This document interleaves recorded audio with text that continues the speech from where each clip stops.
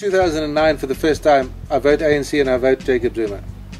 By that stage, I'd seen the white structures around me get down to a level of poverty, and I believed that Jacob Zuma was going to help all of us out of this poverty. I don't know what he's done for you, but he's failed me. I don't think this is personal. I mean, coming from the white perspective, you know that he's not the president that creates jobs. It never was, it never been. So why all of a sudden when the black government is in place, the president must create jobs? I hope you remember that in 5 years' time, when we start looking at the jobs that your president is promising in this country over the next 5 years. Something like 10 years, 5 million jobs. But he's saying that he's going to create it. And he's going to get your vote for that reason. Obviously, you want us, we did it. And I wonder how many white people are going to get jobs there. White people, they're going to get jobs. White people are building all the backyards. Backyard, I'm sorry, my English is gone. The backyard houses or rooms. It's a white contract. Can take you to Zola, Diba, Soweto. Those houses are being built by white people. They're running all the contracts. Then I don't understand. They might have few black people on a sub, but it's the white man who controls those jobs. He controls a job, but there's a black man collecting all the money at the top. No, he's the owner of the contract. He's the owner of the contract. You must take me to introduce me to him. Okay, I'll take you around. Now, today I look at where I am. Let me look back. Apartheid is dead. How it died, I don't know, but it's forgotten. In the white mind, we never talk apartheid anymore because we mustn't. We had to bury it with the Kaffir word, the K-taxi, all that sort of thing. We buried it, and we've done that.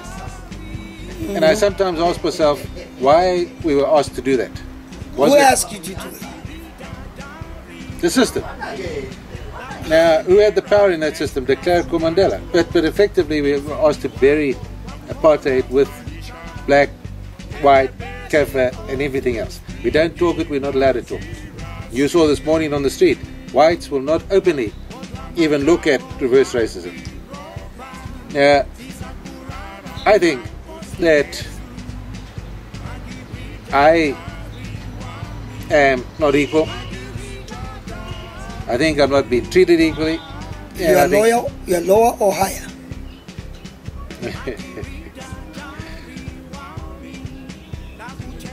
I'm maybe 10 years lower than what I was as a white 10 years ago.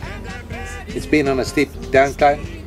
What worries me is that as I go on this downcline, I find that black people on the same level of poverty are perceived healthier and better than the white population as it sinks down into the poverty area.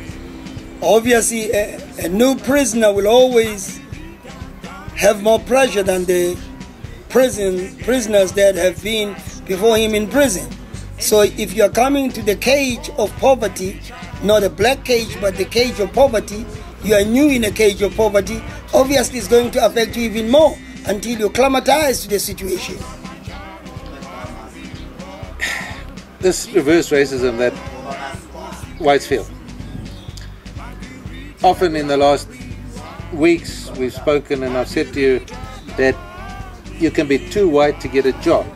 You don't qualify because you're white. In the sports system, the sports quota excludes you if there's a black guy who can get that position.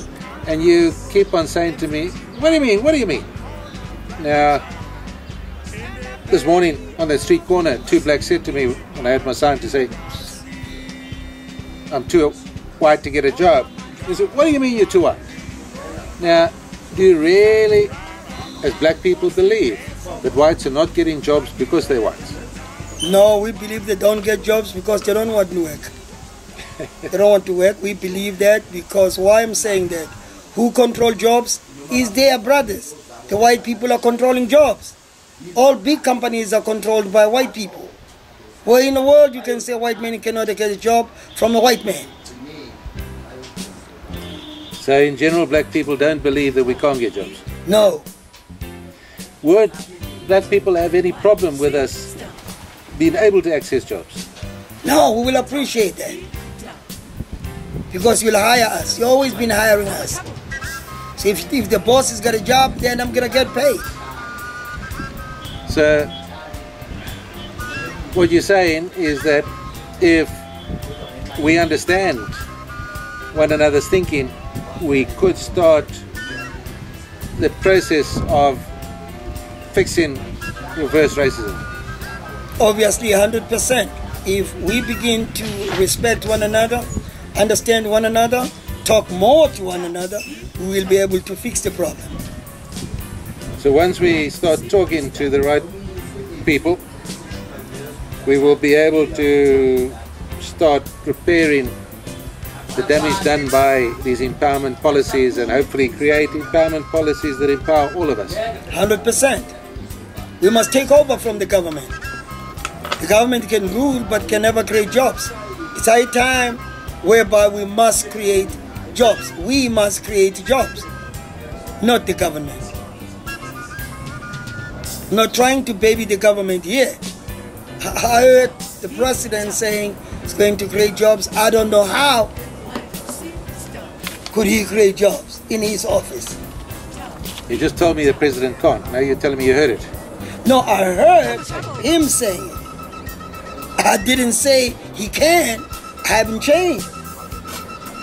He was just looking for 5 million votes for the next election. So he won them.